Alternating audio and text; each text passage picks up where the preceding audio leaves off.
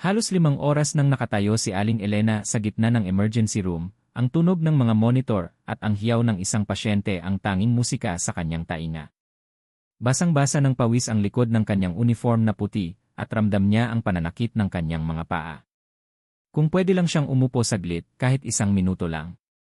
Pero hindi. Hindi na yon. Isang matandang babae ang hirap na hirap huminga sa harap niya at kahit anong pagod ang nararamdaman niya, lumapit si Elena. Marahan niyang hinawakan ang kamay ng pasyente, ang kanyang tinig ay kalmado at nagbibigay pag-asa. "Lola, lumaban po kayo. Andito lang po ako," bulong niya. Nang marinig niya ang pagtunog ng kanyang lumang cellphone mula sa bulsa ng kanyang uniform, ayaw niyang pansinin. Alam niyang ito na naman ang may-ari ng kanyang inuupahang apartment. Siguradong tungkol na naman sa renta na halos 1 buwan ng overdue. Huminga siya ng malalim. Sana lang ay hindi gaanong malala ang sasabihin nito. Gusto niyang maging matatag para kay Rosa, ang kanyang nakababatang kapatid na siya na lang ang tanging inaasahan. Gusto niyang magkaroon ng sarili nilang bahay, isang lugar kung saan hindi sila mag-aalala sa bawat tawag tungkol sa bayarin. Ang pangarap na iyon ang nagtutulak sa kanya sa bawat araw na halos wala na siyang lakas. Matapos ang mahabang shift at nang ma-stabilize na ang pasyente, naglakad si Elena pauwi sa kanyang maliit na apartment. Ang init ng Manila ay bumabalot sa kanya, ngunit ang mas mabigat ay ang bigat ng isip niya. Sumasakit na ang kanyang ulo. Kailangan niyang mag-isip ng paraan para makahanap ng pambayad sa upa at para na rin sa matrikula ni Rosa sa kolehiyo. Hindi pwedeng huminto si Rosa. Si Rosa ang pag-asa nila. Naglalakad siya sa isang eskinita na napupuno ng ingay, amoy ng pagkain at sari-saring tindahan. Bigla narinig niya ang pamilyar na boses. "Taho! Mainit na taho!" Napakunot ang noo ni Elena. Hindi niya maintindihan kung bakit parang hindi siya bago sa taong ito, ngunit hindi niya maalala kung saan. Bumaling siya at nakita niya ang isang matangkad at malakas na lalaki, may suot na simpleng shirt at shorts, at may nakasabit na barong ng taho sa magkabilang balikat. Ang kanyang ngiti ay maliwanag at may kislap sa kanyang mga mata na parang nangasar. "Nurse, tara na." Mainit na taho para sa napakagandang nurse na bagong tapos sa shift, bati ng lalaki, na parang kilala na sila sa isa't isa. "Mang Danny," ang basa niya sa maliit na karatula sa tabi ng taho barong. Nagulat si Elena. "Paano mo nalaman na nurse ako? At kakagaling ko lang sa shift." Tumawa si Mang Danny, ang tunog ay malambing at nakakaakit. "Kita ko po sa uniform ninyo. At sa pagod ninyo, halatang kararating lang mula sa mahabang laban. Taho ang kailangan niyan, pampalakas ng loob." Natawa si Elena kahit kaunti. Matagal na siyang hindi nakakatikim ng taho dahil sa budget. Ngunit ang paraan ng pagsasalita ni Mang Danny, ang kanyang mapanuksong ngiti, ay nakakabawas sa kanyang pagod. "Magkano?" tanong niya. "Libre sa unang customer nang iningiti sa akin ng ganyan," sabi ni Mang Danny at idinugtong pa. "Pero, dahil mukhang kailangan nyo talaga ng pang-alis pagod, sige, bibigyan ko kayo ng dagdag na arnibal at sago." Napailing si Elena, ngunit hindi niya mapigilang mapangiti. May bayad ba yan o wala? Siyempre, may bayad. Pero sa susunod na lang, sabi ni Mang Danny, sabay abot ng isang baso ng taho. Ang init ng baso ay gumagapang sa kanyang mga kamay, at ang tamis ng taho ay parang gamot sa kanyang pagod. "Salamat," sabi ni Elena, at sa sandaling iyon, nakalimutan niya ang lahat ng kanyang problema. Nakalimutan niya ang overdue na renta, ang matrikula ni Rosa, ang kanyang pagod. Nakatingin lang siya sa mga mata ni Mang Danny na may kakaibang kinang. "Walang anuman, nurse," sabi niya, at isang malapad na ngiti ang sumilay sa kanyang labi. "Sa susunod na po, tatawagin ko kayong doktora ng pag-asa, dahil kitang-kita ko ang liwanag sa inyong mga mata, kahit gaano pa kayo kapagod." Naramdaman ni Elena ang init sa kanyang pisngi.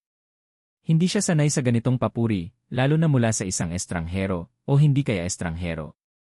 Ang boses ni Mang Danny ay parang pamilyar, pero hindi niya talaga matukoy kung saan. Umuwi si Elena na dala-dala ang init ng taho at ang kakaibang pakiramdam na iniwan ni Mang Danny. Naisip niya ang bawat linya ng mukha ni Danny, ang kislap sa kanyang mga mata, at ang mainit niyang ngiti. Minsan, ang maliliit na bagay lang ang nakakapagpasaya sa isang taong tulad niya. Pagdating niya sa kanyang maliit na apartment, bumagsak siya sa lumang sofa. Kinuha niya ang sobrang iniwan ng may-ari ng apartment kaninang umaga. Ang kanyang puso ay kumabog ng mabilis. Ito na nga. Ang bagong bill ng renta. Binuksan niya ang sobre, ang kanyang mga kamay ay nanginginig. Ang nakasulat doon ay Danilo Alcantara, may-ari. Napakunot ang kanyang noo. Alcantara. Sino nga ba si Alcantara? Ang pangalang iyon ay parang narinig na niya kung saan, ngunit hindi niya talaga maalala. Ilang beses niya binasa ang pangalan, umaasa na magkakaroon ng pamilyar na mukha sa kanyang isip. Ngunit wala.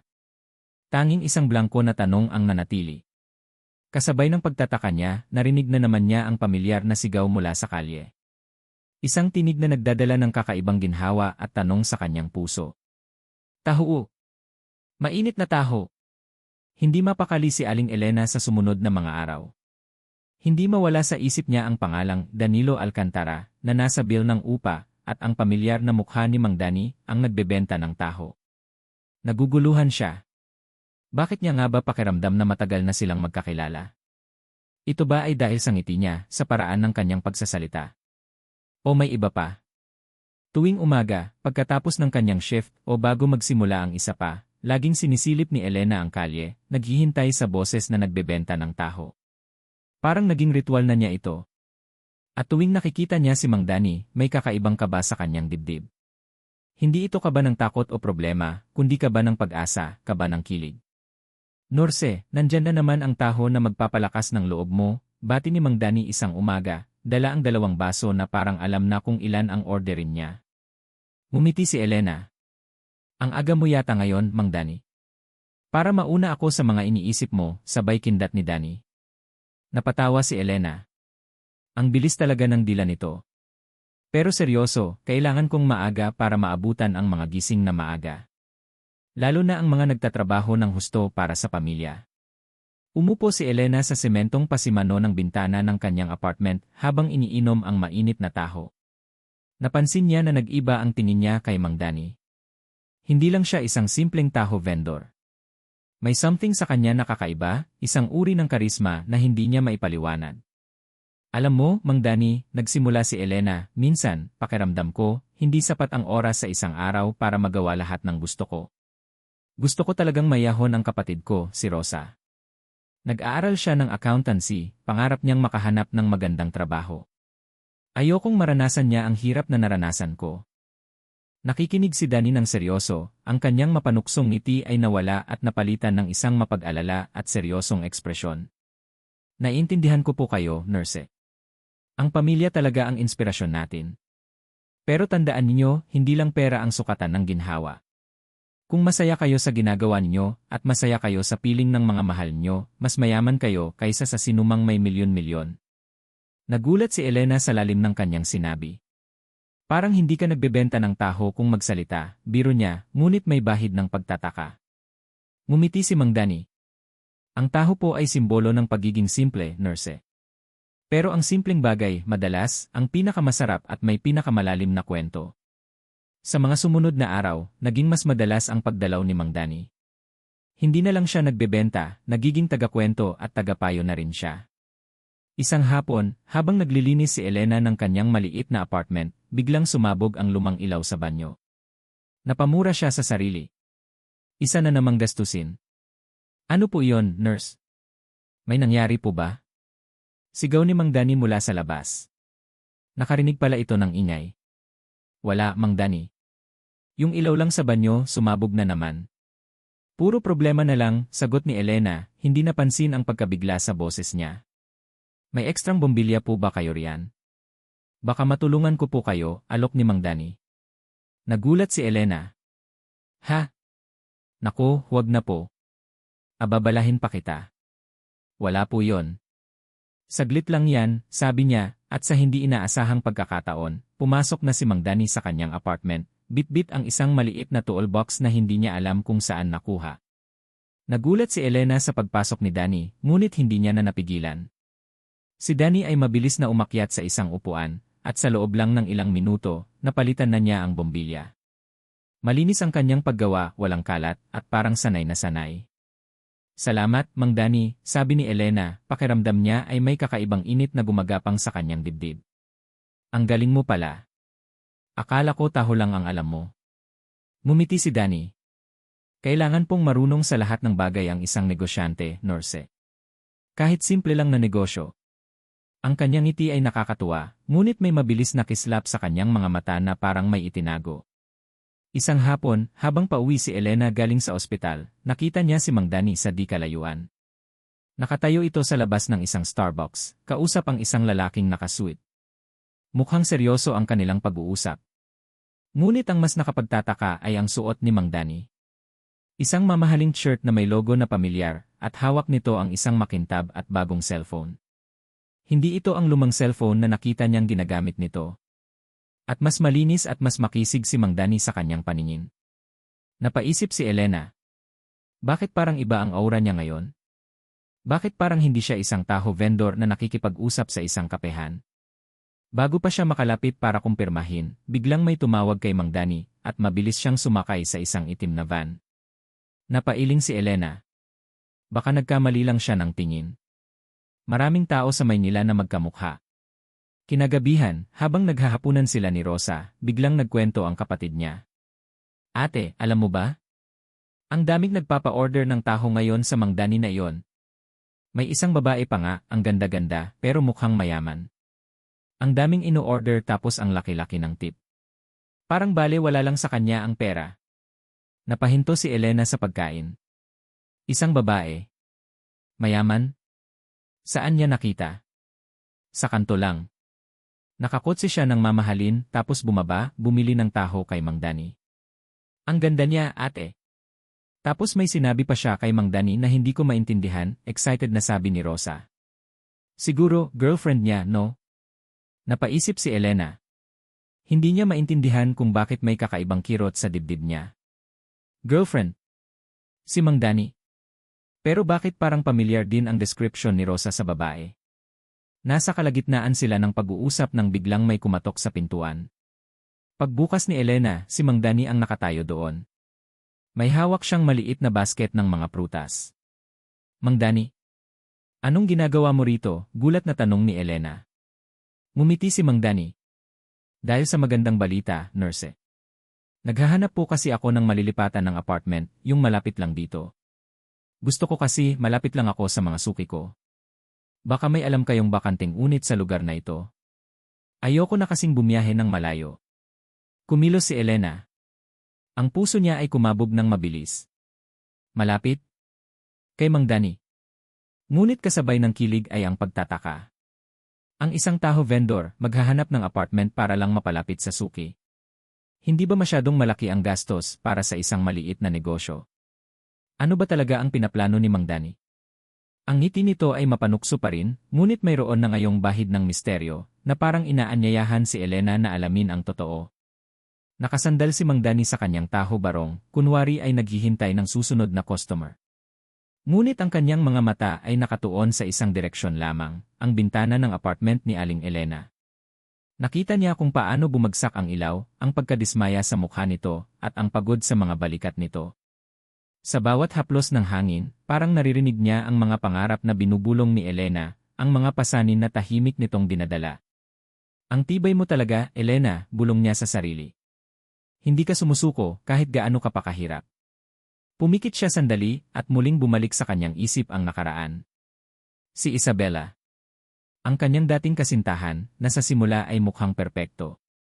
Iyon ang dahilan kung bakit niya ginagawa ito. Matapos ang mapait na karanasan, kung saan halos gumuho ang kanyang mundo dahil sa pagkukunwari, sumumpa siya sa sarili na hinding-hindi na siya magpapaloko sa isang babaeng nagmamahal sa kanyang pera, hindi sa kanyang pagkatao. Ilang taon na ang nakalipas, sinubukan niyang magkunwari na nalulugi ang kanyang kumpanya. Gusto niyang makita kung sino ang tunay na mananatili sa tabi niya. Si Isabela, ang babaeng akala niya ay mamahalin siya ng walang kapalit, ay mabilis na lumayas. Ang huling mensahe nito ay, "Paalam, Danny. Hindi ako papayag na magpakasal sa isang lalaking walang kinabukasan." Ang mga salitang iyon ay bumabaon pa rin sa kanyang puso, isang laso na nagpahirap sa kanya na magtiwala. Nang makita niya si Elena, isang nurse na nagpupuyat para sa kanyang kapatid, may kakaibang pakiramdam si Danny. May nakita siyang tunay sa kanya, isang kabutihan na bihira niyang makita sa mundong ginagalawan niya. Ang desisyon na magpanggap bilang taho vendor ay nagsimula bilang isang paraan upang suriin siya, upang makita kung ang kanyang kabutihan ay tunay o nagkukubli lang ng isa pang motibo. Ngunit sa bawat araw na lumilipas, at sa bawat ngiti ni Elena, unti-unting nababago ang kanyang intensyon. Hindi na lang ito pagsubok. Nagsisimula na siyang mahulog sa babaeng ito, ang babaeng walang ideya kung sino talaga siya. Bumalik siya sa apartment niya na hindi naman kalayuan. Ikinuha niya ang isang mahal na suite mula sa kanyang closet at mabilis na nagbihis. Naghihintay ang kanyang driver sa labas. Kailangan niyang dumalo sa isang meeting ng board sa Alcantara Group. Hindi madali ang buhay niya kahit pamayaman siya. Ang kanyang kumpanya ay nasa gitna ng isang malaking negosasyon at kailangan niya ang kanyang buong atensyon. Sa gitna ng meeting, nakikinig si Danny sa mga report ng kanyang executives. Ang kanyang isip ay subalit lumilipad pa rin kay Elena. Naisip niya ang kanyang ngiti, ang pagod sa kanyang mga mata, at ang dedikasyon niya sa kanyang kapatid. Sir Danilo, may gusto po ba kayong idagdag? Tanong ng kanyang Chief Operating Officer, si Emma Reyes. Nakikinig si Danny ng seryoso, ang kanyang mapanuksong ngiti ay nawala at napalitan ng isang mapag-alala at seryosong ekspresyon. Naiintindihan ko po kayo, nurse. Ang pamilya talaga ang inspirasyon natin. Pero tandaan ninyo, hindi lang pera ang sukatan ng ginhawa. Kung masaya kayo sa ginagawa ninyo at masaya kayo sa piling ng mga mahal nyo, mas mayaman kayo kaysa sa sinumang may milyon-milyon. Nagulat si Elena sa lalim ng kanyang sinabi. Parang hindi ka nagbebenta ng taho kung magsalita, biro niya, ngunit may bahid ng pagtataka. Ngumiti si Mang Danny. Ang taho po ay simbolo ng pagiging simple, nurse. Pero ang simpleng bagay, madalas, ang pinakamasarap at may pinakamalalim na kwento.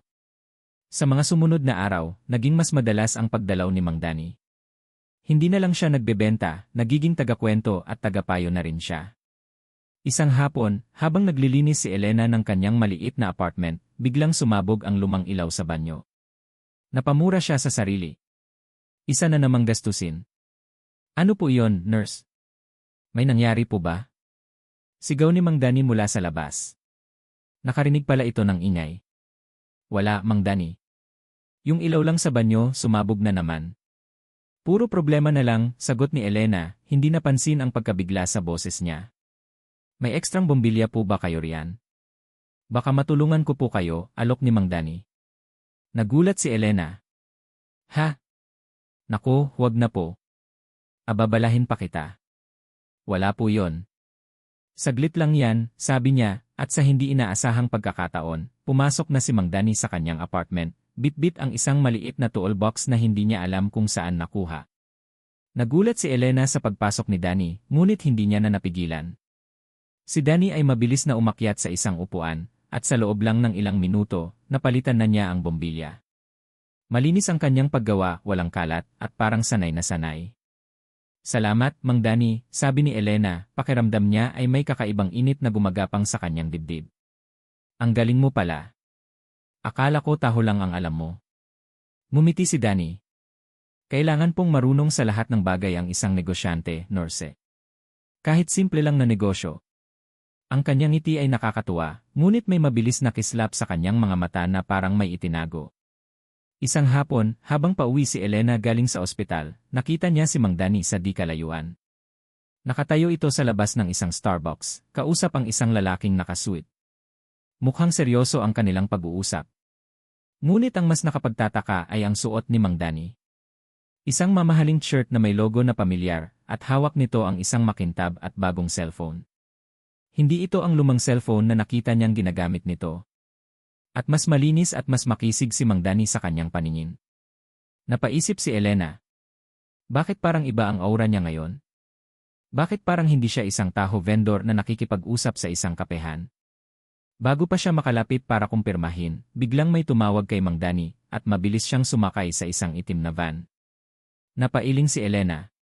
Baka nagkamali lang siya ng tingin. Maraming tao sa Maynila na magkamukha. Kinagabihan, habang naghahapunan sila ni Rosa, biglang nagkwento ang kapatid niya. Ate, alam mo ba? Ang daming nagpapa-order ng taho ngayon sa Mang Danny na iyon. May isang babae pa nga, ang ganda-ganda, pero mukhang mayaman. Ang daming ino-order tapos ang laki-laki ng tip. Parang bale wala lang sa kanya ang pera. Napahinto si Elena sa pagkain. Isang babae. Mayaman? Saan niya nakita? Sa kanto lang. Nakakotse siya ng mamahalin tapos bumaba, bumili ng taho kay Mang Dani. Ang ganda niya, ate. Tapos may sinabi pa siya kay Mang Dani na hindi ko maintindihan, excited na sabi ni Rosa. Siguro, girlfriend niya, no? Napaisip si Elena. Hindi niya maintindihan kung bakit may kakaibang kirot sa dibdib niya. Girlfriend? Si Mang Dani. Pero bakit parang pamilyar din ang description ni Rosa sa babae? Nasa kalagitnaan sila ng pag-uusap nang biglang may kumatok sa pintuan. Pagbukas ni Elena, si Mang Dani ang nakatayo doon. May hawak siyang maliit na basket ng mga prutas. Mang Dani, anong ginagawa mo rito? Gulat na tanong ni Elena. Ngumiti si Mang Dani. Dahil sa magandang balita, nurse. Naghahanap po kasi ako ng malilipatan ng apartment, yung malapit lang dito. Gusto ko kasi malapit lang ako sa mga suki ko. Baka may alam kayong bakanting unit sa lugar na ito. Ayoko na kasing bumiyahe ng malayo. Kumilos si Elena. Ang puso niya ay kumabog ng mabilis. Malapit? Kay Mang Dani. Ngunit kasabay ng kilig ay ang pagtataka. Ang isang taho vendor maghahanap ng apartment para lang mapalapit sa suki. Hindi ba masyadong malaki ang gastos para sa isang maliit na negosyo? Ano ba talaga ang pinaplano ni Mang Dani? Ang ngiti nito ay mapanukso pa rin, ngunit mayroon na ngayong bahid ng misteryo, na parang inaanyayahan si Elena na alamin ang totoo. Nakasandal si Mang Dani sa kanyang taho barong, kunwari ay naghihintay ng susunod na customer. Ngunit ang kanyang mga mata ay nakatuon sa isang direksyon lamang, ang bintana ng apartment ni Aling Elena. Nakita niya kung paano bumagsak ang ilaw, ang pagkadismaya sa mukha nito, at ang pagod sa mga balikat nito. Sa bawat haplos ng hangin, parang naririnig niya ang mga pangarap na binubulong ni Elena, ang mga pasanin na tahimik nitong dinadala. Ang tibay mo talaga, Elena, bulong niya sa sarili. Hindi ka sumusuko kahit gaano ka pa kahirap. Pumikit siya sandali at muling bumalik sa kanyang isip ang nakaraan. Si Isabela. Ang kanyang dating kasintahan, na sa simula ay mukhang perpekto. Iyon ang dahilan kung bakit niya ginagawa ito. Matapos ang mapait na karanasan, kung saan halos gumuho ang kanyang mundo dahil sa pagkukunwari, sumumpa siya sa sarili na hinding-hindi na siya magpapaloko sa isang babaeng nagmamahal sa kanyang pera, hindi sa kanyang pagkatao. Ilang taon na ang nakalipas, sinubukan niyang magkunwari na nalulugi ang kanyang kumpanya. Gusto niyang makita kung sino ang tunay na mananatili sa tabi niya. Si Isabela, ang babaeng akala niya ay mamahalin siya ng walang kapalit, ay mabilis na lumayas. Ang huling mensahe nito ay, paalam, Dani. Hindi ako papayag na magpakasal sa isang lalaking walang kinabukasan. Ang mga salitang iyon ay bumabaon pa rin sa kanyang puso, isang laso na nagpahirap sa kanya na magtiwala. Nang makita niya si Elena, isang nurse na nagpupuyat para sa kanyang kapatid, may kakaibang pakiramdam si Dani. May nakita siyang tunay sa kanya, isang kabutihan na bihira niyang makita sa mundong ginagalawan niya. Ang desisyon na magpanggap bilang taho vendor ay nagsimula bilang isang paraan upang suriin siya, upang makita kung ang kanyang kabutihan ay tunay o nagkukubli lang ng isa pang motibo. Ngunit sa bawat araw na lumilipas, at sa bawat ngiti ni Elena, unti-unting nababago ang kanyang intensyon.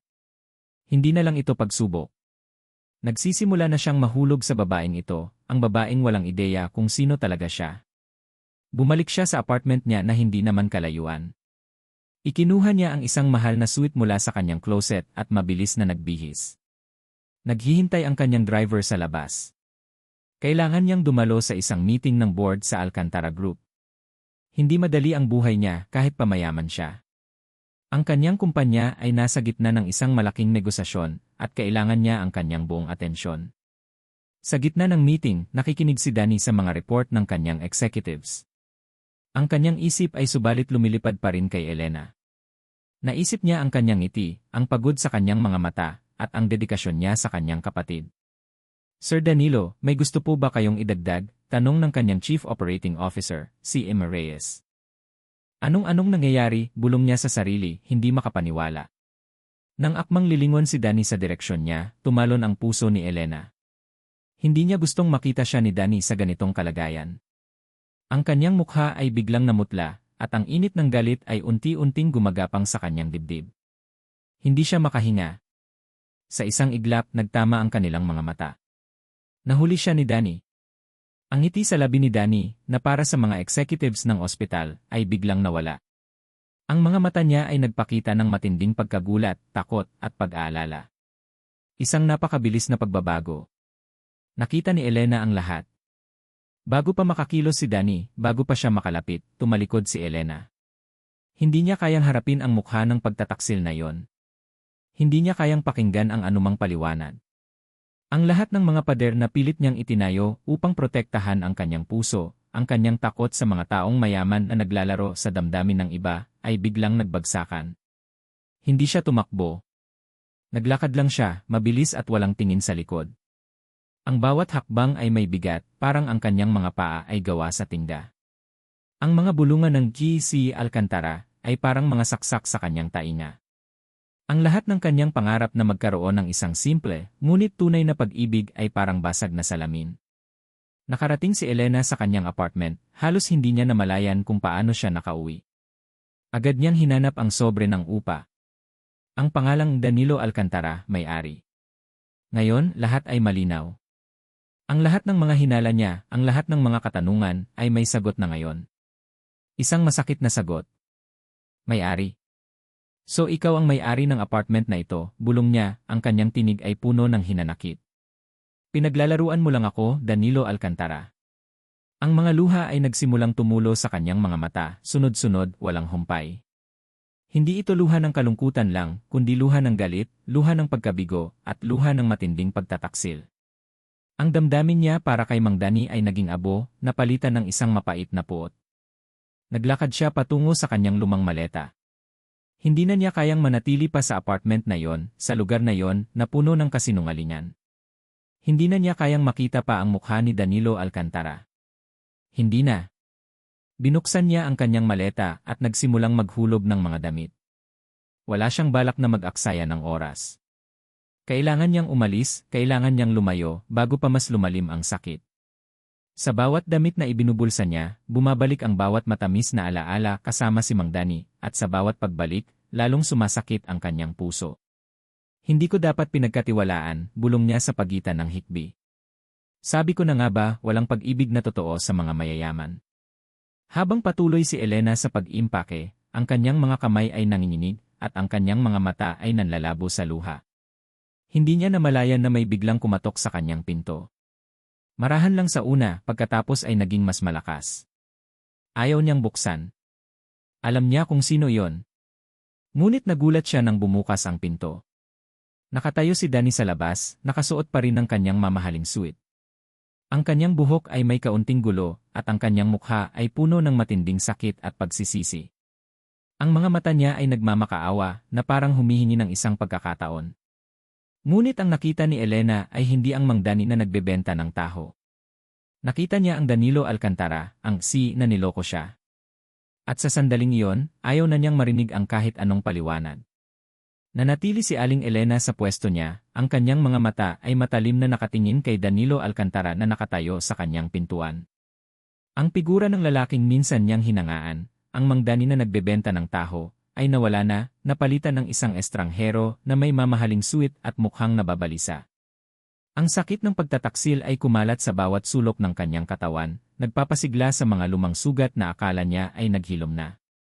Anong ginagawa mo rito? Tanong ni Elena, ang bawat salita ay may bahid ng puot. Ang kanyang tinig ay nanginginig, hindi sa takot kundi sa matinding galit. Lumapit si Danny, ang kanyang mga kamay ay nakataas na parang sumusuko. Elena, pakinggan mo ako. Hindi ito ang iniisip mo. Ang kanyang boses ay malambot, nagmamakaawa. Hindi. Hindi ko iniisip. Tumawa si Elena, isang tunog na puno ng pait. Nakita kita, Danny.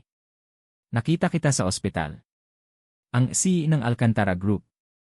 Hindi ka nagbebenta ng taho, ikaw ang may-ari ng apartment na ito, ikaw ang nagpanggap. Para saan? Para paglaruan ako. Para pagtawanan ang pagiging mahirap ko. Hindi. Hinding-hindi ko yon gagawin, Elena, pilit ni Danny. May dahilan ako kung bakit ko ginawa ito. Kailangan kong ipaliwanag. Dahilan, sumigaw si Elena, ang kanyang mga mata ay nanlaki. Anong dahilan? Na para makakita ka ng bagong paglalaruan? Akala mo ba hindi ko nakikita ang mga katulad mo? Ang mga mayayaman na naglalaro sa buhay ng mga mahirap. Akala mo ba hindi ko alam kung paano gawing libangan ang damdamin ng iba? Bigla niyang naalala ang ama niya, ang lalaking nangakong mamahalin sila ng walang hanggan, ngunit iniwan sila para sa isang babaeng mas mayaman. Ang imahe ng kanyang ina na umiiyak sa bawat gabi, ang kawalan ng pera, ang gutom na naranasan niya at ni Rosa, lahat ng iyon ay nagbalik. Alam mo ba kung ano ang pinagdaanan ko? Patuloy ni Elena, ang kanyang mga luha ay nagsimulang dumaloy. Lumaki ako na iniwan ng ama ko dahil lang sa pera. Inakala niya na ang kayamanan ang sagot sa lahat. At ngayon, narito ka. Ginawa mo akong tanga. Minahal kita. Napatigil siya, napagtanto ang huling salitang nabigkas niya. Ang mukha ni Danny ay nagliwanag sa isang bahagi, ngunit mabilis din itong napawi. Minahal mo ako, bulong ni Danny, pilit na lumalapit. Kung minahal mo ako, Elena, pakinggan mo ako. Maniwala ka sa akin. Paano? Paano ako maniniwala sa isang lalaking ang sariling pangalan ay itinago sa akin, sigaw ni Elena. Mang Danny? Talaga ba? Sino ka? Ano ka ba talaga? Isa ka lang manloloko. Nanginginig ang kanyang katawan sa galit. Hindi niya pinansin ang sakit sa kanyang puso. Ang galit ang mas malakas. Elena, hindi ko sinasadyang saktan ka, sabi ni Danny, ang kanyang boses ay puno ng paghati. May trauma ako sa nakaraan ko. Kailangan kong makita kung may magmamahal sa akin ng totoo, hindi dahil sa posisyon ko. At ikaw, Elena, ikaw ang nagbigay sa akin ng pag-asa. Hindi ako nagpapanggap para paglaruan ka. Nagpapanggap ako para mapalapit sa iyo, para makilala ka, ang tunay na ikaw. Bakit hindi mo lang sinabi ang totoo? Tanong ni Elena, ang kanyang tinig ay halos pabulong na. Kung totoo ang sinasabi mo, bakit mo ako niloko? Bago pa makasagot si Danny, biglang bumukas ang pintuan ng apartment. Nakatayo sa labas si Isabela Santiago, nakangiti ng may pagmamalaki at pagmamayari. Nakasuot siya ng isang mamahaling dress, at may hawak na isang maliit na designer bag. Ang kanyang mga mata ay dumapo kay Elena na puno ng pamamaliit, bago lumipat kay Danny na may bahid ng pagtabumpay. Danny, mahal, sabi ni Isabela, ang kanyang boses ay matamis ngunit nakakakilabot. Akala ko ba nag-uusap tayo? Bakit ka narito sa isang lugar na ganito? Nagulat si Danny sa pagdating ni Isabela. Isabela, anong ginagawa mo rito? Paano mo nalaman? Naku, Danny, ikaw talaga, sabi ni Isabela, lumapit sa kanya at humawak sa braso ni Danny na parang nagpapakita ng pagmamayari. Siyempre, alam ko ang lahat ng ginagawa mo. Hindi ba tayo ang engaged noong una? At kahit na may kaunting pagtatalo, hindi pa rin nagbabago ang katotohanan na tayo ang bagay. Hindi ba, mahal? Ang mga salita ni Isabela ay parang mga martilyo na tumama sa puso ni Elena. Engage? Ang sakit ay dumoble, nag-triple. Hindi lang siya niloko ni Danny, kundi may iba na pala itong kasintahan o dating kasintahan. Ang lahat ng paliwanag ni Danny ay naglaho sa hangin. Ang nakita niya ay isang malaking kasinungalingan. Engaged, bulong ni Elena, ang kanyang boses ay halos hindi marinig. Tiningnan niya si Danny, na ang mukha ay namutla, at pagkatapos ay tiningnan niya si Isabela, na nakangiti ng may pagtatagumpay. Naku, Hija, sabi ni Isabela kay Elena, ang kanyang ngiti ay nakakainis. Hindi mo pa ba alam? Si Danny ay medyo mahilig lang maglaro. Matagal na kaming kilala. Kami ang meant to be. Hindi ba, Danny? Isabela, tama na, sabi ni Danny, tinatanggal ang kamay ni Isabela sa kanyang braso. Umalis ka na rito. Danny, huwag kang magkunwari, patuloy ni Isabela, hindi pinapansin si Danny. Alam kong may gusto ka sa akin, at ang pagpapanggap mo bilang taho vendor ay para lang guluhin ang isip mo. Pero sa huli, sa akin ka pa rin babalik. At ikaw, Nurse, lumapit si Isabela kay Elena, ang kanyang mga mata ay nanlalaki sa pagmamaliit, huwag kang mangarap. Hindi mo siya kauri. Hindi ka niya mapapangasawa. Gamit ka lang. Isang hamak na laro. Hindi na kinaya ni Elena. Ang kanyang katawan ay nanginginig, ang kanyang isip ay nagulo. Ang lahat ng pighati mula sa nakaraan ay bumalik, mas matindi. Ang sakit, ang galit, ang pagkabigo. Para siyang pinaglalaruan, pinagtatawanan. Hindi lang ni Danny, kundi ng buong mundo. Ayoko na, sigaw ni Elena, humarap at tumakbo. Hindi niya pinakinggan ang tawag ni Danny sa kanyang pangalan. Hindi niya pinansin ang mga boses ni na Isabela. Ang kailangan niya lang ay lumayo. Malayo sa kanila. Malayo sa lahat ng kasinungalingan. Wala siyang pakialam kung saan siya pupunta, basta makalayo lang siya sa sakit. Tumakbo siya palabas ng apartment, pababa ng hagdan, patungo sa labas ng eskinita. Ang hangin ay humahampas sa kanyang mukha, ngunit ang init ng luha ay mas naramdaman niya. Kailangan niya ng kausap. Isang taong mapagkakatiwalaan niya. Si Rosa. Si Rosa lang ang mayroon siya. Kailangan niya ng payo. Kailangan niya ng yakap. Nang makarating si Elena sa bahay ng isang kaibigan malapit sa kanilang apartment, kung saan niya madalas iniiwan si Rosa kapag may duty siya, nakita niya si Rosa na papalabas. Ang kanyang kapatid ay nakangiti, may kakaibang kinang sa mga mata. Hawak nito ang isang makapal na puting sobre. Hindi ito ordinaryong sobre. Mukhang puno ng pera. Sa tabi ni Rosa, nakatayo ang isang babae. Isang babaeng nakasuot ng mamahaling damit, ang mukha ay may ngiti na puno ng pananamantala. Si Isabela. Rosa, sigaw ni Elena, ang kanyang boses ay basag. Nagulat si Rosa, at lalo pa siyang nagulat nang makita niya si Isabela na mabilis na binitawan ang kamay ni Rosa at nagbigay ng isang mapanuksong ngiti kay Elena bago sumakay sa kanyang kotse at umalis. At Elena, anong ginagawa mo rito? Bakit ka umiiyak? Tanong ni Rosa, ang ngiti nito ay napalitan ng pag-aalala. Ngunit ang mga mata ni Elena ay nakatuon lang sa makapal na sobre sa kamay ni Rosa. Sino ang babaeng iyon, Rosa? At ano ang hawak mo? Tanong ni Elena, ang kanyang boses ay kalmado, ngunit may matinding panggagalaiti. Naging balisa si Rosa. Wala, ate. Kaibigan lang. Nag-uusap lang kami tungkol sa tulong para sa pag-aaral ko. Ngunit ang ngiti ni Isabela, ang pagmamadali nitong umalis, at ang sobrang iyon, lahat ng iyon ay nagbubuo ng isang nakakakilabot na hinala sa isip ni Elena. Parang nakikita niya ang anino ng pananamantala, isang nakakatakot na katotohanan na hindi niya kayang harapin. Natigilan si Mang Dani sa harap ng pintuan ni Elena. Ang kanyang puso ay kumikirot sa sakit. Nakita niya ang pagtakbo ni Elena, ang luha sa mga mata nito, at ang matinding pagkabigo. Ang lahat ng kanyang pilit na itinayo, ang kanyang pagpapanggap, ang kanyang pag-asa na makahanap ng pag-ibig na walang kondisyon, ay gumuho sa isang iglap. Ang pagdating ni Isabela ang nagbigay ng huling saksak. Elena! Pakiusap, pakinggan mo ako, sigaw niya, ngunit alam niyang huli na. Hindi na siya nakahabol. Masyado nang malalim ang pagdududa at galit sa puso ni Elena. Bumalik si Dani sa kanyang sasakyan, ang kanyang mukha ay puno ng matinding pagsisisi. Ang dating pagod ay mas lumala ngayon, kasama ang nakakamanhid na sakit sa kanyang dibdib. Kailangan niyang mag-isip. Kailangan niyang ayusin ito. Pumunta siya sa kanyang opisina sa Alcantara Group. Ang mamahaling upuan niya ay parang isang malamig na bato. Kinuha niya ang kanyang framed photo ni Elena na kinunan niya ng palihim, noong simpleng Imang Dani pa lang siya. Ang ngiti ni Elena sa larawan ay parang nang-aasar ngayon, paalala sa kanyang pagkakamali. Sir Danilo, may tumatawag po sa inyo. Si Kina Isabela Santiago, sabi ng kanyang sekretarya sa intercom. Napasandal si Dani sa kanyang upuan, pumikit. Isabela. Ang ugat ng kanyang lahat ng problema.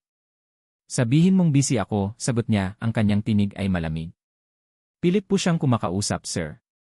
Sabi niya, may importanteng pag-uusapan kayo, tungkol sa sa personal ninyong buhay. Napakuyom ang kamao ni Dani. Alam niya. Alam niya na ito na ang simula ng paghihiganti ni Isabela. Sige, sagutin mo. Dani, you're playing a very dangerous game. Ang boses ni Isabela sa kabilang linya ay may bahid ng pagtagumpay. Nakuha ko na ang loob ng maliit mong nurse na yon. Ang kanyang kapatid ay napakadaling kausapin. Isipin mo na lang kung anong impormasyon ang pwede kong makuha mula sa kanya, hindi ba? Nag-init ang ulo ni Dani. Huwag mong idamay si Elena at ang kapatid niya sa kalokohan mo, Isabela. Kalokohan? Hindi ito kalokohan, Dani. Ang tawag dito ay pagkuha ng kung ano ang akin, sabi ni Isabela. Hindi ko papayagan na isang hamak na nurse ang kukuha sa'yo. At siguraduhin ko na magsisisisi ka sa ginawa mo sa akin. Wala kang makukuha sa akin, Isabela, mariin na sabi ni Dani. Talaga? Bakit hindi natin subukan? Tumawa si Isabela. Maghintay ka lang, Dani. Marami pang darating. Pinutol ni Dani ang tawag. Alam niya na hindi lang ito basta banta. Ginagawa na ni Isabela ang kanyang plano. Tumawag siya sa kanyang personal assistant, si Emer Cruz. Emer Cruz, gusto kong bantayan mo si Isabela Santiago. Alamin mo ang lahat ng kilos niya, lalo na kung may kinalaman kay Elena o sa kapatid niya. At siguraduhin mong walang masamang mangyayari sa kanila. Masusunod po, Sir Danilo, sagot ni Emer Cruz. Makalipas ang ilang araw, nagsimulang kumalat ang mga tsismis sa ospital. Narinig ni Elena ang mga bulungan ng kanyang mga kasamahan tungkol sa nurse na niloloko ng isang milyonaryo at ang nurse na gustong magpayaman sa pamamagitan ng pag-aasawa ng mayaman. Naramdaman niya ang init ng kahihiyan sa kanyang pisngi. Alam niya na si Isabela ang nasa likod ng lahat ng ito. Samantala, narinig din ni Danny ang mga balita. Nag-init ang kanyang ulo. Nalaman niya na nagkakalat si Isabela ng mga maling impormasyon tungkol kay Elena na sinisira ang reputasyon nito. May mga nagsasabing nagpapagamit lang daw si Elena sa kanya o ginagamit si Danny para lang sa pera. Emer Cruz, gusto kong malaman mo kung paano kumalat ang mga tsismis na ito. Kung may koneksyon si Isabela, kailangan nating mapatunayan, utos ni Danny. Kinagabihan, habang nasa kanyang opisina, biglang sumakit ang ulo ni Danny. Isang matinding sakit na parang sinasaksak ang kanyang sentido. Napahawak siya sa kanyang noo. Huminga siya ng malalim, pilit na nilalabanan ang sakit. Ito ang madalas niyang nararamdaman, ang tanda ng kanyang sakit. Matagal na niyang itinatago ang katotohanang may malala siyang sakit na kailangan ng operasyon. Ang kanyang mga doktor ay matagal nang nagpipilit sa kanya na sumailalim sa procedure, ngunit patuloy niya itong ipinagpapaliban. Bakit? Dahil abala siya sa paghahanap ng pag-ibig na totoo. At ngayon, nawawala na naman ang taong akala niya ay makakapagpagaling sa kanya. Kinuha niya ang kanyang gamot, nilunok ito ng walang pakialam. Kung ano man ang mangyari sa kanya, hindi na niya problema yon. Ang importante ngayon ay maibalik ang tiwala ni Elena. Nang gabing iyon, habang naglalakad siya sa labas ng kanyang opisina, napansin ni Danny ang isang sasakyan na nagmamaneho ng dahan-dahan. Ito ang sasakyan ni Isabela. Huminto ito sa tapat ng kanyang gusali. Nakita niya si Isabela na bumaba mula sa kotse, may kasamang isang reporter. Ang kanyang mga mata ay nanlaki. Isabela, bulong niya sa sarili. Anong ginagawa mo? Nakita niya si Isabela na nakikipag-usap sa reporter, may ngiti sa kanyang labi. Nagpakuha ng litrato ang reporter kasama si Isabela sa harap ng Alcantara Group Building. May narinig siyang bahagyang bulungan, isang pangalan na kinabahan niya. Elena. Sir Danilo, may bagong balita po tungkol kay Isabela, tawag ni Emer Cruz. May kumakalat na balita na kayo raw po ang kasintahan niya. At ang nurse na yon sinisiraan po niya. Napailing si Danny. Hindi niya kayang manahimik. Kailangan niyang gawin ang isang bagay. Nasa gitna siya ng pagmamaneho, papalabas ng parking area. Naisip niya ang lahat ng mga nangyayari. Ang sakit sa kanyang ulo ay lalong lumalala. Ang mga ilaw ng kalsada ay parang nagiging blurry. Naramdaman niya ang pagkahilo. Kinuha niya ang kanyang cellphone para tawagan si Elena para ipaliwanag ang lahat. Ngunit bago pa niya maidyal ang numero, isang matinding pananakit ang dumapo sa kanyang ulo. Napakagatlabi siya. Arf, ungol niya. Ang kanyang paningin ay nagdilim. Ang manibela ay nanginginig sa kanyang mga kamay. Pilit niyang nilabanan ang sakit, ngunit masyado itong malakas. Hindi niya nakontrol ang sasakyan. Nagsway ito ng bahagya. Kasabay ng kanyang paghihirap, isang mensahe ang pumasok sa kanyang cellphone. Isang numero na hindi niya kilala. Binuksan niya. Isang larawan. Larawan ni Elena. Nakangiti. Kasama ang isang hindi pamilyar na lalaki. Mukhang masaya si Elena, masaya sa piling ng lalaking iyon. At sa ilalim ng larawan, may nakasulat na mensahe, "She will never trust you, Danny. She only cares about money." Parang may bumalikwas sa kanyang dibdib. Pera. Iyon na naman. Naramdaman niya ang pagkalamig ng kanyang puso. Ito ba ang bunga ng lahat ng kanyang pagsisikap? Ito ba ang resulta ng kanyang paghahanap ng pag-ibig? Ang lahat ay naglaho. Nawalan siya ng kontrol sa manibela. Ang kotse ay lumihis ng daan. Ang kanyang paningin ay tuluyan ng nagdilim. Ang huling nakita niya ay ang mga ilaw ng paparating na sasakyan at ang mukha ni Elena na nakangiti sa larawan. Hindi niya alam kung ano ang mangyayari. Ang sakit ay mas matindi kaysa sa pisikal na sakit. Hindi na mapakali si Aling Elena sa ospital. Kahit saan siya pumunta, naririnig niya ang mga bulungan. Iyan daw yung nurse na pinaglalaruan ng sabi ko na nga ba, ang mga mahihirap, pera lang ang habol. Ang mga tingin ng awa at paghuhusga ay sumusunod sa kanya na parang mga anino. Ang kanyang mukha ay namumutla sa kahihiyan, ngunit ang pride niya ay pinipilit siyang maging matatag. Aling Elena, tawag ka ni nurse manager, sabi ng isang kasamahan niya, ang boses ay may bahid ng pagdududa. Naglakad si Elena patungo sa opisina ng nurse manager, ang bawat hakbang ay may bigat. Alam niya na may kinalaman ito sa mga kumakalat na tsismis. Pagpasok niya, nakita niya ang nurse manager na nakasimangot. Elena, may reklamo kaming natanggap mula sa mga pasyente at ilang staff. May kinalaman sa iyo at sa personal mong buhay, sabi ng nurse manager, ang kanyang tinig ay malamig. May nakakarating sa amin na nakikipag-ugnayan ka sa may-ari ng Alcantara Group sa isang hindi propesyonal na paraan, at ginagamit mo ang posisyon mo para sa personal na interes. Hindi totoo yan, ma'am, depensa ni Elena. Nasisiraan lang po ako. Niloloko lang nila ako. Hindi namin yan problema, Elena. Ang problema namin ay ang reputasyon ng ospital, sabi ng nurse manager, at inilahad ang isang papel. Kailangan mong mag-leave of absence habang iniimbestigahan namin ito. O kung hindi, mapipilitan kaming isuspindi ka. Parang gumuho ang mundo ni Elena. Leave of absence. Paano na ang kita niya? Paano na ang pag-aaral ni Rosa? Ito ang pinakamalaking takot niya, ang mawalan ng trabaho, ang mawalan ng pagkukunan ng pantustos. Nasa gitna siya ng matinding pagkabigo nang tumunog ang kanyang cellphone. Si Rosa. Ate, nininginig ako sa galit, sigaw ni Rosa sa kabilang linya. Narinig ko ang mga pinagsasabi ng mga kapitbahay. Nakaisyo niloloko ka raw ng Danilo na iyon, na peke raw ang sakit niya para lang makuha ang atensyon ng mga tao. Gusto ka lang daw niyang gamitin. Napakunot ang noo ni Elena. Sino ang nagsabi niyan, Rosa? At anong sakit? May babae, ate. Ang ganda-ganda niya, pero ang sama ng ugali. Siya ang nagsabi. Sabi niya, yang si Danny, peke raw. Kaya huwag kang maniwala sa kanya, sigaw ni Rosa, na parang naniniwala sa bawat salitang sinabi sa kanya. Sabi niya, yang Danilo na yan, hindi pa nga nalulugi, nagkunwari ng may sakit para subukan ang mga tao. Bigla, parang binuhusan ng malamig na tubig si Elena. Ang lahat ng mga hinala niya, ang lahat ng sakit na nararamdaman niya, ay nagkaroon ng paliwanag. Fake? Ginagamit lang siya ni Danny. Ginagamit niya ang sakit para lamang sa kanyang mga sariling layunin. Ang kanyang puso ay mas lalong kumirot, hindi na sa pagkabigo kundi sa matinding galit.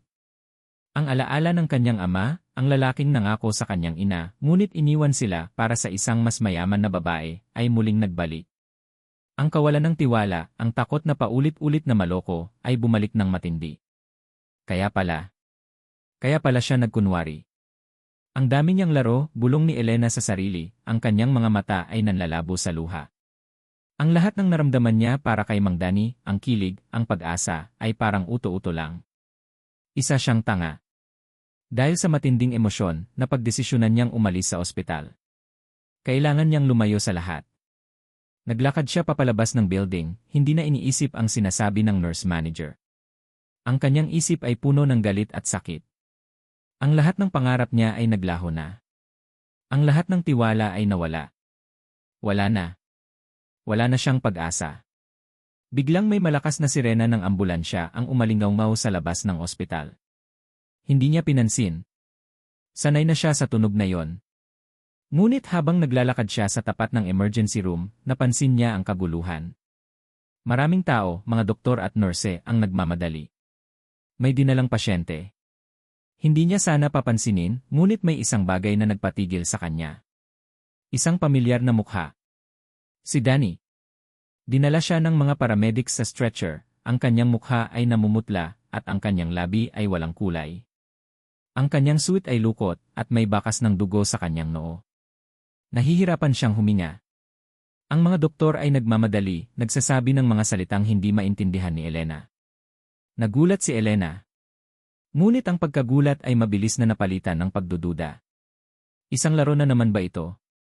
Isang palabas para makuha ang awa niya. para linisin ang kanyang pangalan. Ang lahat ng sinabi ni Rosa, ang lahat ng chismis, ay biglang nagkaroon ng kahulugan. Niloloko mo lang ako, bulong ni Elena, ang kanyang tinig ay parang may lason.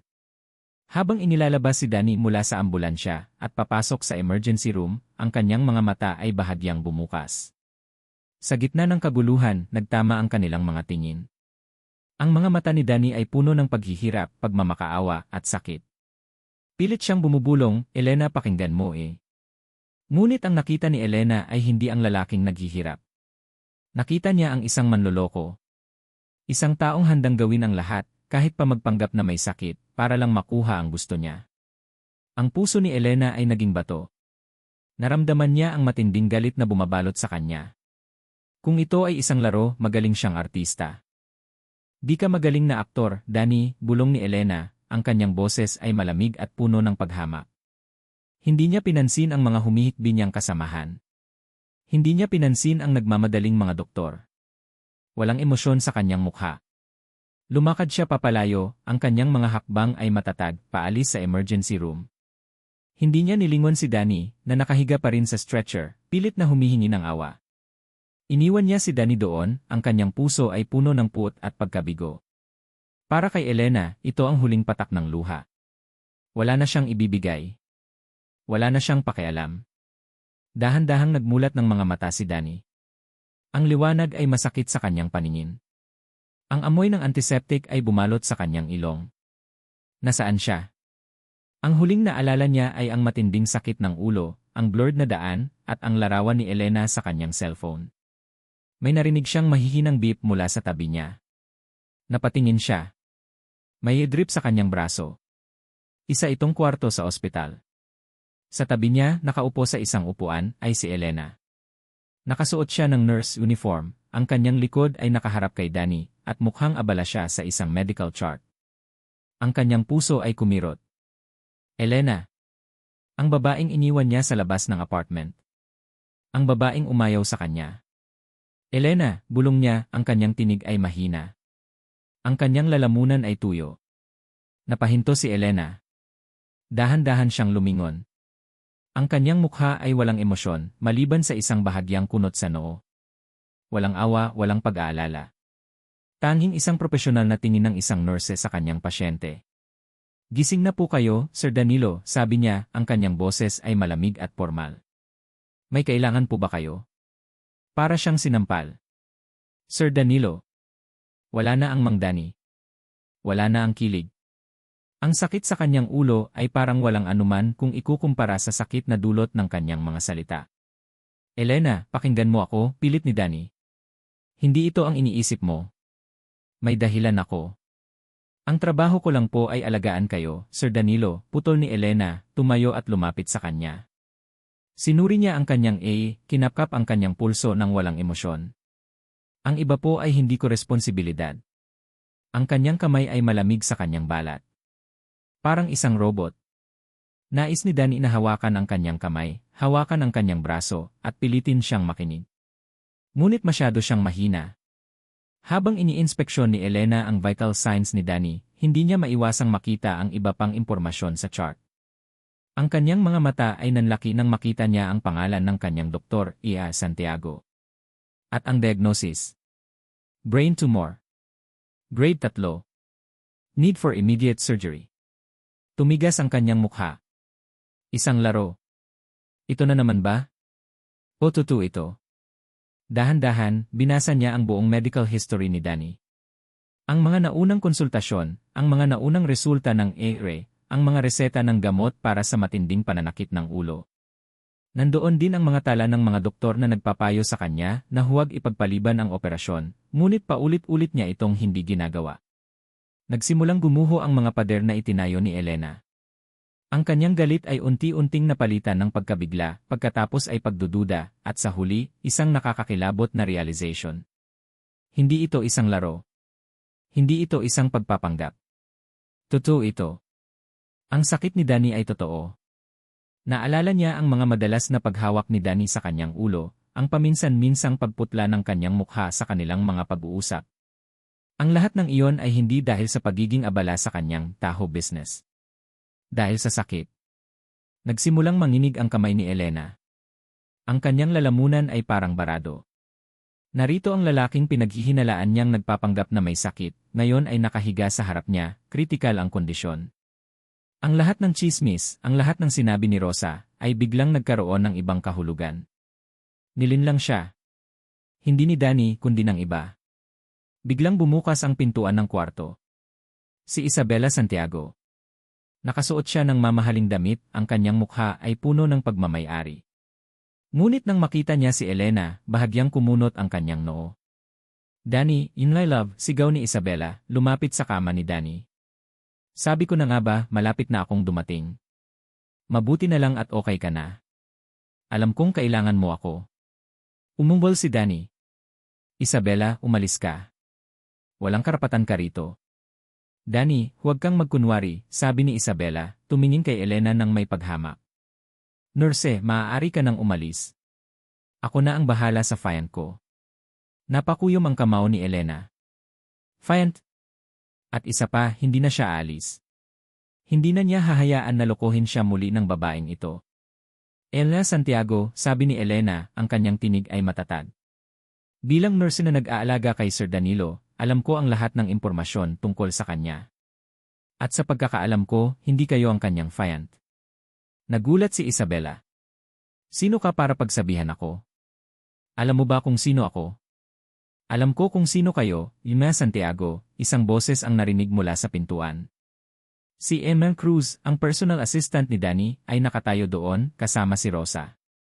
At alam ko rin ang lahat ng pinaplano ninyo. Nataranta si Isabela. Anong sinasabi mo? L.R. Cruz, bulong ni Danny na sinisikap na umupo. Rosa ni Emma Santiago, may mga ebidensya kami na ikaw ang nagkakalat ng mga maling balita tungkol kay Sir Danilo at kay Aling Elena, sabi ni Emma Cruz, hawak ang isang folder. May mga records kami ng inyong mga tawag sa mga tabloid at ang mga mensahe nyo sa mga staff sa ospital. At may confession din kami mula sa ilang tao na inyong sinuhulan. Namutla si Isabela. Hindi totoo yan. Niloloko nila kayo, Danny. At Ate Elena, sabi ni Rosa, ang kanyang mga mata ay puno ng pagsisisi. Patawarin mo po ako. Ang babaeng ito siya po ang nagsabi sa akin na si Kuya Danny ay nagpapanggap lang na ginagamit ka lang niya. Binigyan niya po ako ng pera para maniwala ako. Akala ko po totoo. Patawarin mo po ako, ate. Naramdaman ni Elena ang sakit sa kanyang dibdib. Hindi lang siya niloko ni Isabela, kundi ginamit pa ang kanyang kapatid. Ngayon, lahat ay malinaw. Ang lahat ng kanyang galit kay Danny ay biglang naglaho, napalitan ng sakit para sa kanya. Ang larawang ipinadala kay Danny, na nakita niya sa cellphone nito, ang mensaheng, "She only cares about money," biglang nagkaroon ng saysay. Si Isabela ang nag-orkestra ng lahat. Isabela, sabi ni Danny, ang kanyang boses ay puno ng pagkabigo at galit. Umalis ka. Hindi ka na welcome sa buhay ko. Wala kang lugar dito. Nataranta si Isabela. Alam niyang talo na siya. Ang kanyang mukha ay puno ng puot. Magsisisi ka, Danny. Magsisisi kayong lahat, sigaw niya, at tumalikod, lumabas ng kwarto, at mabilis na naglaho. Naiwan silang tatlo sa kwarto. Ang katahimikan ay bumalot sa kanila, punong-puno ng mga emosyon. Lumapit si Elena kay Danny, ang kanyang mga mata ay nanlalabo sa luha. Ang galit ay nawala, napalitan ng isang napakalalim na pagkaawa at pagsisisi. Danny, bulong niya, ang kanyang tinig ay basag. Patawarin mo ako. Hindi ako naniwala sa'yo. Patawarin mo ako. Mahina si Danny. Hindi mo kailangang humingi ng tawad, Elena. Ako ang nagkamali. Hindi ko sana itinago ang lahat. Patawarin mo ako. Mahina niyang inabot ang kamay ni Elena. Nanginginig ang kamay ni Elena habang hawak ang kamay ni Danny. Naramdaman niya ang init ng balat nito at ang sakit ng sitwasyon. Ang kanyang mga mata ay nanlalabo sa luha. Nakita niya ang paghihirap sa mga mata ni Danny at ang lahat ng kanyang pagdududa ay naglaho. Ito ang lalaking minahal niya at ang lalaking malubha ang sakit. Elena ni. Bulong ni Danny, ang kanyang tinig ay halos hindi na marinig. Nagsimulang humina ang kanyang pulso. Ngayon na yung wala na ako. Elena, magagawa mo pa rin bang pagtiwalaan ako? Tinignan ni Elena si Danny, ang kanyang mga mata ay puno ng luha. Nakita niya ang sinseridad sa kanyang mga mata, ang pagmamahal na kahit kailan ay hindi niya inisip na totoo. Ang kanyang bibig ay bahagyang ngumiti, isang malungkot na ngiti. Marahan siyang tumango. Kaya niya. Ngunit sa kanyang pagtango, may bahid ng takot sa kanyang mga mata. At isang malalim, mahirap na desisyon ang unti-unting nabuo sa kanyang isip, isang desisyon na kailangan niyang gawin para sa kanilang dalawa, anuman ang mangyari. Ang oras ay tumatakbo ng mabagal sa labas ng operating room. Nakaupo si Aling Elena sa malamig na sementadong upuan, ang kanyang mga kamay ay mahigpit na magkakahawak. Ang kanyang isip ay puno ng mga nakaraang alaala, ang bawat isa ay parang isang pelikula na paulit-ulit na naglalaro sa kanyang isip. Ang Mang Danny na nagbebenta ng taho, ang mga ngiti, ang kanyang mga pangarap. Pagkatapos ang Danilo Alcantara, ang CEO na puno ng mga lihim at kasinungalingan. At ngayon, ang lalaking nakahiga sa loob ng silid na yon, nakikipaglaban para sa kanyang buhay. Danny, lumaban ka, bulong niya. Ang takot na mawala si Danny ay mas matindi kaysa sa lahat ng galit at pagdududa na naramdaman niya noon. Sa mga sandaling iyon, napagtanto niya na ang kanyang pagmamahal kay Danny ay totoo, at mas malalim kaysa sa anumang takot sa panloloko o kasinungalingan.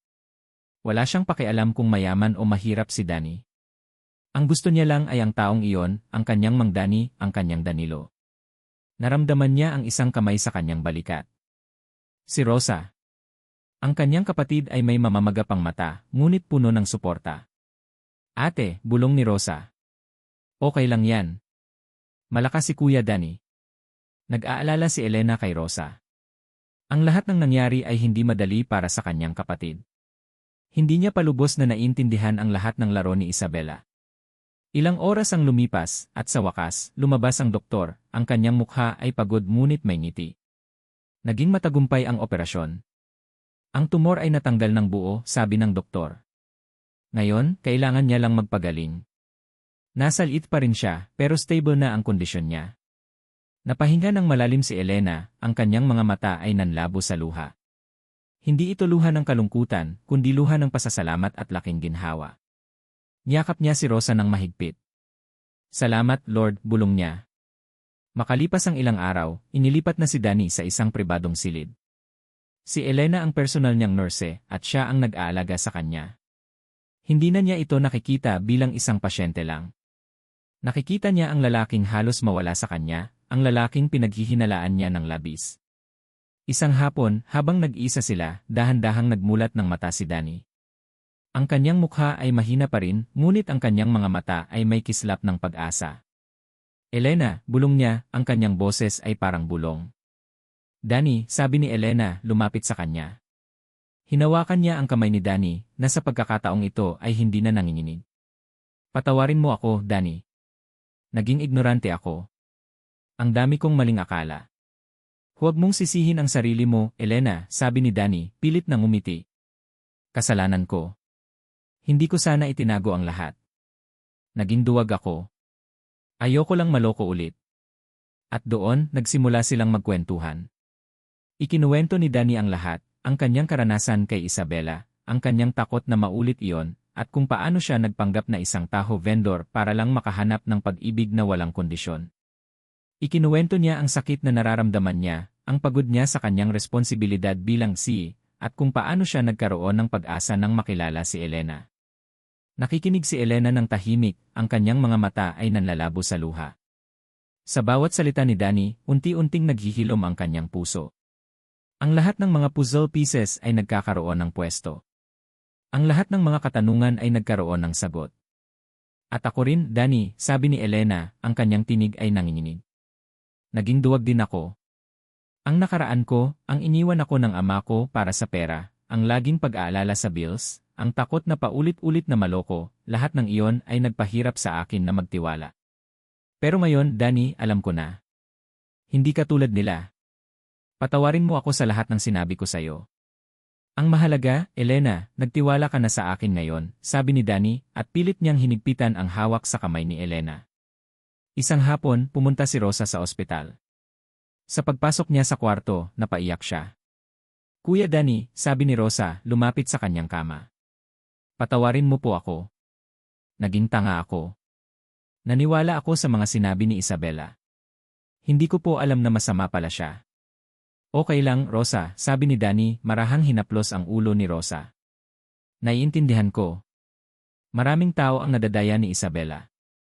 Ang mahalaga, alam mo na ngayon ang totoo. Tumingin si Elena kay Rosa. Rosa, hindi mo kasalanan.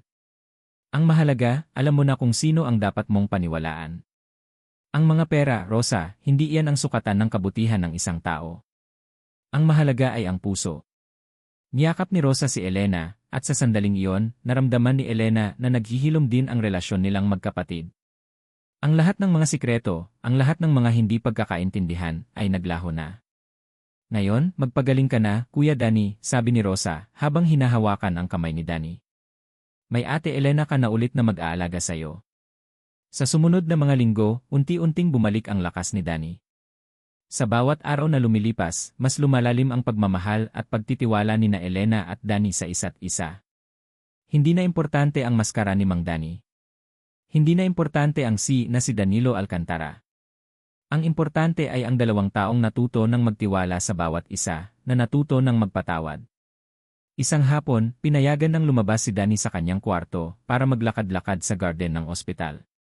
Si Elena ay nasa tabi niya, tinutulungan siyang maglakad. Ang araw ay sumisikat at ang simoy ng hangin ay presko. Elena, sabi ni Danny, biglang huminto at tumingin sa kanya. Bakit, Danny? May masakit ba? Nag-aalalang tanong ni Elena. Ngumiti si Danny. Hindi ito ang maloko niyang ngiti noong una. Ito ay isang sinserong ngiti, puno ng pagmamahal. May isang bagay lang akong hindi pa nasasabi sa'yo, sabi ni Danny. Dahan-dahan siyang lumuhod sa kabila ng kanyang kahinaan, at kinuha ang isang maliit na kahon mula sa kanyang bulsa. Ito ay isang simpleng singsing, ngunit may kinang ng pag-asa. Aling Elena Ramos, sabi ni Danny, ang kanyang boses ay nanginginig sa emosyon. Mula noon pa, ikaw ang nagbigay sa akin ng pag-asa. Ang iyong kabutihan, ang iyong tiyaga, at ang iyong pagmamahal ay nakapagpapagaling sa akin. Alam kong marami akong kasinungalingan, pero ang pagmamahal ko sa iyo ay totoo. Papayag ka ba na maging ang aking kasama habang buhay? Papayag ka bang magpakasal sa akin? Nanlaki ang mga mata ni Elena. Ang kanyang puso ay kumabog ng mabilis. Ang mga luha ay muling nagsimulang umagos sa kanyang mga mata, ngunit sa pagkakataong ito ay luha ng matinding kaligayahan. Ngumiti si Elena, isang ngiting puno ng pag-asa at pagmamahal. Danny, sabi niya. Papayag ako. Hinigpitan ni Danny ang kanyang hawak sa kamay ni Elena. Hinalikan niya ang kanyang mga labi, isang halik na puno ng pagmamahal, pagtitiwala, at pangako. Ang kanyang puso ay puno ng kaligayahan. Ngunit habang tinitingnan ni Elena si Danny, ang kanyang ngiti ay bahagyang napawi. May isang bagay pa siyang hindi nasasabi kay Danny. Isang lihim. May isang bagay pa, Danny, bulong niya, ang kanyang boses ay puno ng pag-aalinlangan. May kailangan ka ring malaman tungkol sa akin. Aling Elena Ramos. May isang bagay pa, Danny, bulong ni Elena, ang kanyang boses ay puno ng pag-aalinlangan. May kailangan ka ring malaman tungkol sa akin. Nang marinig iyon ni Danny, bahagyang kumunot ang kanyang noo. Ano yon, Elena? Ano man iyan, sabihin mo lang. Ngayon, wala na tayong tinatago sa isa't isa, hindi ba? Huminga si Elena ng malalim, pilit na pinakakalma ang kanyang sarili. Ang pagtanggap niya sa proposal ni Danny ay nagdala ng matinding kaligayahan, ngunit kasama nito ang nakatago niyang takot. Ito na ang oras. Kailangan niyang harapin ang kanyang nakaraan. Ang tatay ko, nagsimula si Elena, ang kanyang tinig ay halos hindi na marinig. Iniwan niya kami ng nanay ko noong bata pa ako. Iniwan niya kami para sa isang babaeng mas mayaman. Ang dahilan niya, hindi ko kayo mabibigyan ng magandang buhay. Simula noon, nakita ko kung paano nasira ang nanay ko. Kung paano siya umiiyak sa bawat gabi, paano kami naghirap. Kaya ako, Danny, sumumpa ako sa sarili ko na hinding-hindi ko papayagan na mangyari iyon sa akin. Hinding-hindi ako magpapakasal sa isang taong hindi ko sigurado. At lalong hindi ako magpapaloko sa pera. Akala ko noon, ang kayamanan ang dahilan ng lahat ng problema. Kaya nang malaman ko ang totoo mong pagkatao. Napailing si Elena, pinipigilan ang luha. Ang totoo, Danny, takot ako. Takot akong magpakasal. Takot akong baka maulit ang nangyari sa nanay ko. Takot akong baka, sa huli, hindi sapat ang pagmamahal at iwanan lang din ako. Takot akong maloko ulit ng pera. Mahigpit na hinawakan ni Danny ang kamay ni Elena. Tiningnan niya ito ng direkta sa mga mata, ang kanyang tingin ay puno ng pangunawa at pagmamahal. Mang Danilo, Danny Alcantara. Nakita ni Danny ang takot sa mga mata ni Elena. Ang kanyang puso ay kumirot. Naunawaan niya ngayon ang lalim ng mga pader na itinayo ni Elena. Hindi lang basta sa kanya ang kanyang kawalan ng tiwala, kundi sa isang mas malaking sugat mula sa nakaraan. Elena, sabi ni Danny, ang kanyang boses ay malambing ngunit puno ng pangako. Hindi ako ang tatay mo. At hindi ka ang nanay mo. Ang pag-ibig natin, ito ang magiging pundasyon natin. Hindi ito nakatayo sa pera o sa mga kasinungalingan, kundi sa katotohanan. Kung nagkamali man ako sa simula, dahil yon sa sarili kong takot, hindi sa kabustuhang saktan ka. Hinawakan niya ang pisngi ni Elena. Hinding-hindi kita iiwan, Elena. Kahit anong mangyari. Ang mga kayamanan ko, hindi yan ang mahalaga. Ikaw ang pinakamahalagang kayamanan sa buhay ko. At ang relasyon natin, ito ang sisiguraduhin kong magiging matibay. Handa akong patunayan sa iyo iyan, araw-araw, hanggang sa huling hininga ko. Walang bahid ng pagdududa, walang paimbabaw na pagmamahal. Tunay. Sincere. Tumingin si Danny sa singsing sa daliri ni Elena. Ang singsing na ito ay hindi simbolo ng pera. Simbolo ito ng tiwala. Simbolo ng pangako na magkasama nating haharapin ang lahat. Magkasama nating bubuin ang pamilyang pinapangarap mo nang walang takot. Aling Elena Ramos. Niyakap ni Elena si Danny ng mahigpit, naramdaman niya ang init ng kanyang katawan. Para siyang pinakalma ng kanyang mga salita. Ang takot na matagal nang bumabagabag sa kanya ay unti-unting nawala, napalitan ng kapayapaan at pag-asa. Si Danny ang taong iyon. Si Danny ang mamahalin niya. Sa sumunod na mga linggo, naging abala sila sa paghahanda sa kanilang kasal. Hindi ito engrandeng kasalan. Walang masyadong pomp at circumstance. Ang gusto ni Elena ay simple lang, isang pagtitipon kasama ang kanilang mga mahal sa buhay, bilang simbolo ng kanilang pagiging totoo sa isa't isa. Inihanda nila ang maliit na kapilya sa kanilang lugar, na pinagaling na ni Danny. Hindi sila nagpakasal sa isang mamahaling hotel.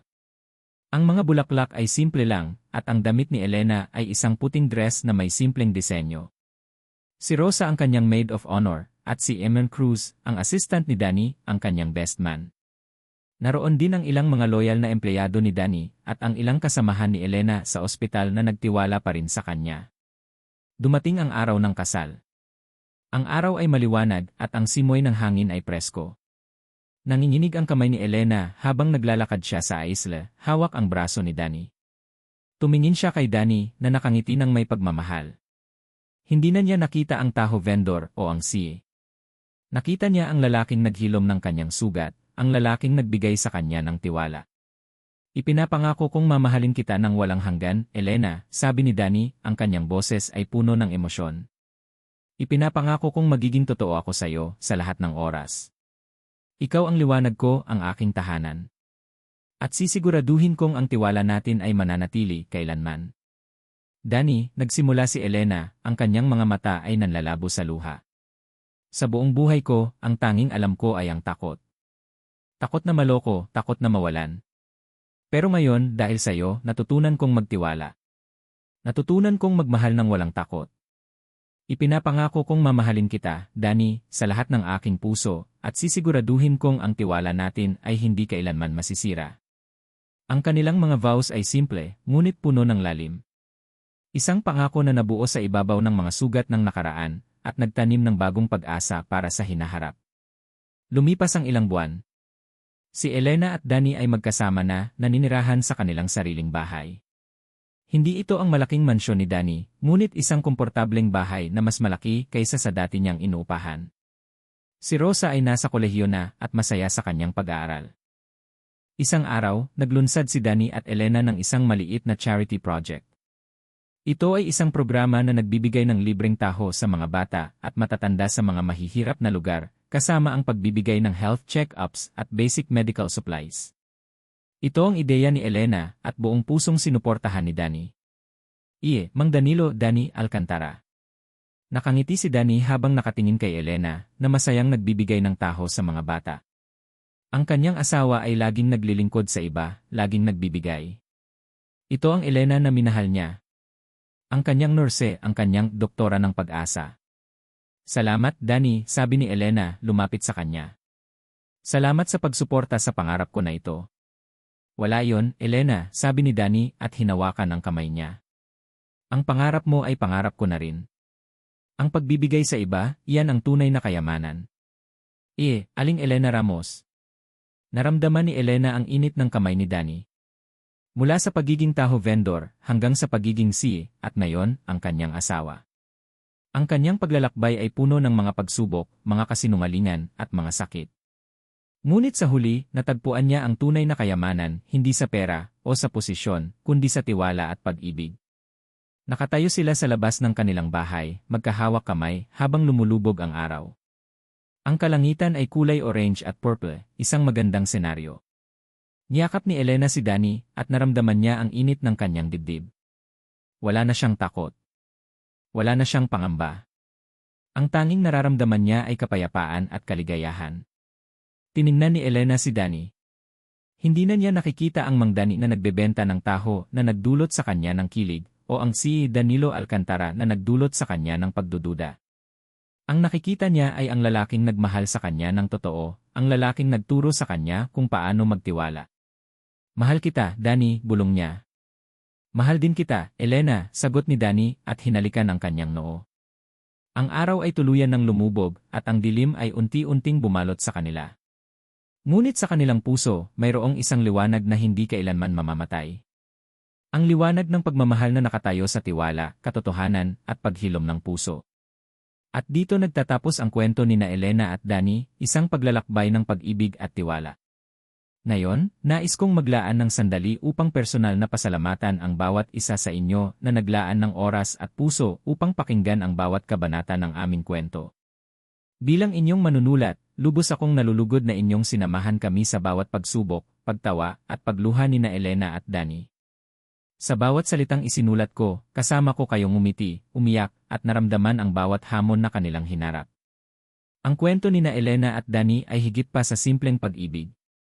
Ito ay isang patunay na sa gitna ng mga hamon, mga lihim, at mga pagtataksil, ang tunay na pagmamahal ay may kakayahang bumangon at maghilom. Naway maging paalala ito na ang tiwala ang pinakamatibay na pundasyon ng anumang relasyon, at ang pagpapatawad sa sarili at sa iba ang susi sa paghilom ng mga sugat. Sa huli, ang pag-asa ay laging naroon kahit gaano pa kadilim ang pinagdadaanan. Ang tunay na kayamanan ay hindi nasusukat sa material na bagay, kundi sa pag-ibig na nagbibigay ng kapayapaan, kaligayahan, at tunay na halaga sa buhay. Maraming salamat muli sa inyong oras at puso. Ikinagagalak kong malaman ang inyong mga naramdaman at iniisip tungkol sa kwentong ito. Huwag mag-atubiling ibahagi ang inyong mga komento sa ibaba. Ang inyong mga reaksyon ang aming inspirasyon. Hanggang sa susunod na kwento.